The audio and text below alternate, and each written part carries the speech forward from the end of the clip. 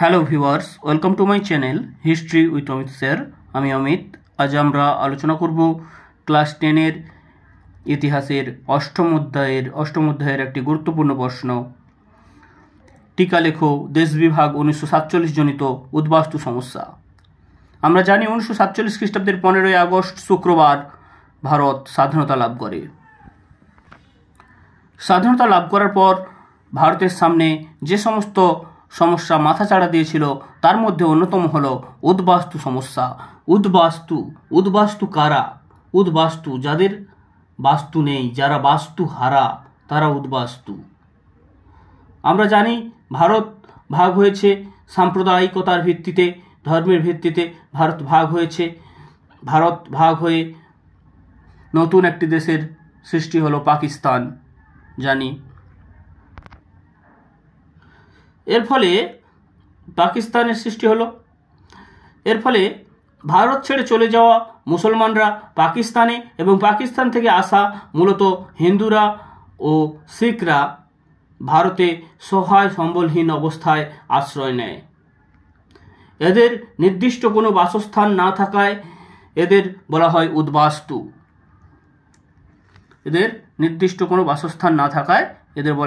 উদ্বাস্তু।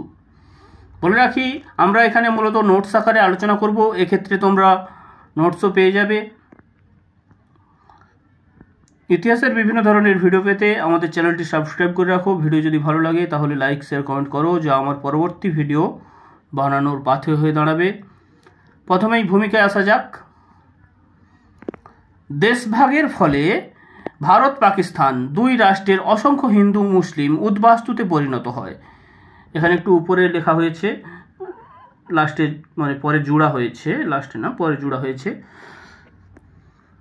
পরিণত হয়। ভারত ভাগের ফলে ভারতের পশ্চিম ও পূর্ব সীমান্তবর্তী অঞ্চলের বহু সংখ্যক হিন্দু মুসলিম বাস্তুহারা হয়েছিল।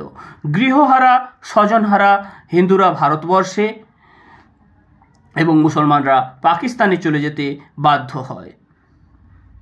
রাজনৈতিক নেতাদের সিদ্ধান্তের ফলে তারা নিজের দেশে পরবাসী হয়ে পড়েন। নিরাপদ আশ্রয়ের খোঁজে এই নিরপরাধ মানুষদের চরম অবহেলার মধ্যে দিন কাটাতে হয়। এবার মেন পয়েন্ট আমরা দেখে নেব, দেশ বিভাগ জনিত উদ্বাস্তু সমস্যা। স্বাধীনতা পরবর্তীকালে ভারতে উদ্বাস্তু সমস্যা সৃষ্টির কারণ ও প্রকৃতি ছিল নিম্নরূপ। ফার্স্ট পয়েন্ট, দেশভাগ। স্বাধীনতার সময় ভারত বিভাজনের অঙ্গ হিসেবে পাঞ্জাব ও বাংলা বিভক্ত হয়। ধর্মের ভিত্তিতে এই বিভাজন হওয়ায় মুসলমান সংখ্যাগরিষ্ঠ পশ্চিম পাঞ্জাব ও পূর্ব বাংলায় যথাক্রমে শিখ ও হিন্দুরা সংখ্যালঘুতে পরিণত হয়। এছাড়া সিন্ধু প্রদেশের হিন্দুরাও সংখ্যালঘু ছিল। সাম্প্রদায়িক দাঙ্গার কারণে তারা উদ্বাস্তু হয়ে ভারতে চলে আসে। 2 নম্বর পয়েন্ট দেখব, ভারতের জনসংখ্যা বৃদ্ধি। উদ্বাস্তুরা আসার ফলে, পাকিস্তান থেকে বহু সংখ্যক উদ্বাস্তু আসার ফলে ভারতের জনসংখ্যা বৃদ্ধি পায়। দেশভাগের সঙ্গে সঙ্গে প্রায় 1 কোটি মানুষ উদ্বাস্তু হয়ে পড়ে। এরা পায়ে হেঁটে, গরুর গাড়িতে, ট্রেনে, নৌকায় বিভিন্নভাবে পাকিস্তান থেকে ভারতে চলে আসে। এর ফলে ভারতের জনসংখ্যা বৃদ্ধি ঘটে। এবার আমরা 3 নম্বর পয়েন্ট দেখে নেব, ত্রাণ ও পুনর্বাসন। পাকিস্তানের সীমান্তবর্তী ভারতের রাজ্যগুলিতে উদ্বাস্তুরা আশ্রয় নেয়, তাই এদের জন্য আশ্রয়ের ব্যবস্থা করা ছিল সরকারের প্রথম কাজ। তারা এসেছে ভারতে, উদ্বাস্তুরা, তাদের জন্য আশ্রয়ের ব্যবস্থা করা ছিল সরকারের প্রথম কাজ। এজন্য কেন্দ্রীয় সরকার উদ্বাস্তু সমস্যার পরিপ্রেক্ষিতে ত্রাণ ও পুনর্বাসন নীতি গ্রহণ করে। 4 নম্বর পয়েন্ট দেখে নেব, অর্থনৈতিক সমস্যা। দেশ বিভাগের ফলে ভারত পাকিস্তান দুই রাষ্ট্রের অসংখ্য হিন্দু মুসলিম গৃহহীন উদ্বাস্তুতে পরিণত হয়, বাস্তুহারাতে পরিণত হয়। উদ্বাস্তুরা ভারতে আসার ফলে তাদের খাওয়া পড়া ও কর্মসংস্থান করার জন্য ভারতের অর্থনীতিতে প্রবল চাপ পড়ে। উদ্বাস্তুরা ভারতে চলে এসেছে, এর ফলে তাদেরকে তো খাওয়া পড়া তাদের খাওয়া পড়া এবং কর্মসংস্থান করার জন্য ভারতের অর্থনীতিতে প্রবল চাপ পড়ে। উদ্বাস্তুদের চাপ সামলানোর জন্য ভারত সরকারকে বিভিন্ন নীতি ও পরিকল্পনা গ্রহণ করতে হয়। 5 নম্বর পয়েন্ট দেখে নেব আমরা, স্থানীয়দের সঙ্গে বিরোধ। ভারতে আসা উদ্বাস্তুরা স্থানীয় জনগণের কাজে ভাগ বসিয়েছিল। তাছাড়া তাদের ধর্ম, ভাষা, পোশাক পরিচ্ছদ এক হলেও সংস্কৃতিগত পার্থক্য ছিল।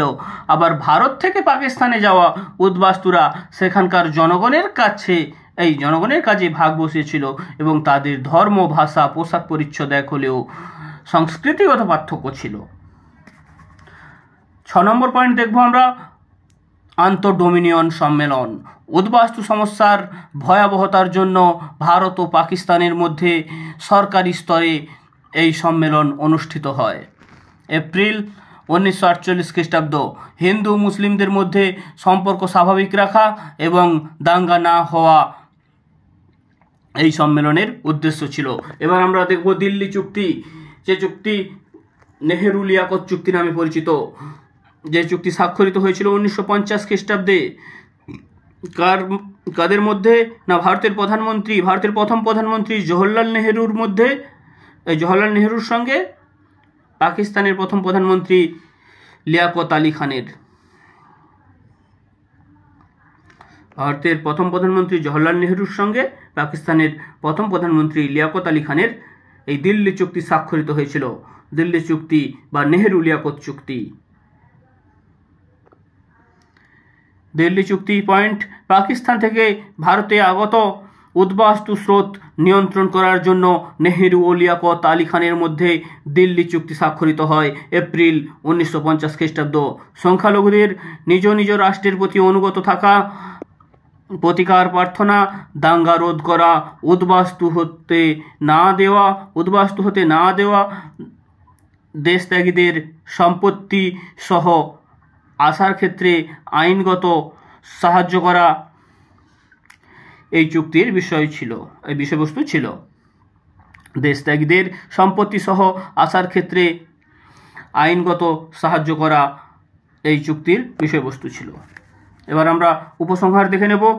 এইভাবে ভারতে উদ্বাস্তু সমস্যার ভয়াবহতা সৃষ্টি হয়েছিল এবং ভারতের পক্ষে সঠিক নীতি ও পরিকল্পনা গ্রহণ অনিবার্য হয়ে উঠেছিল। এইভাবে ভারতে উদ্বাস্তু সমস্যার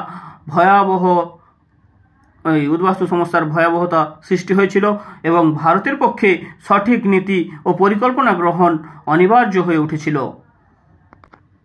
থ্যাংক ইউ, আজ এ পর্যন্ত।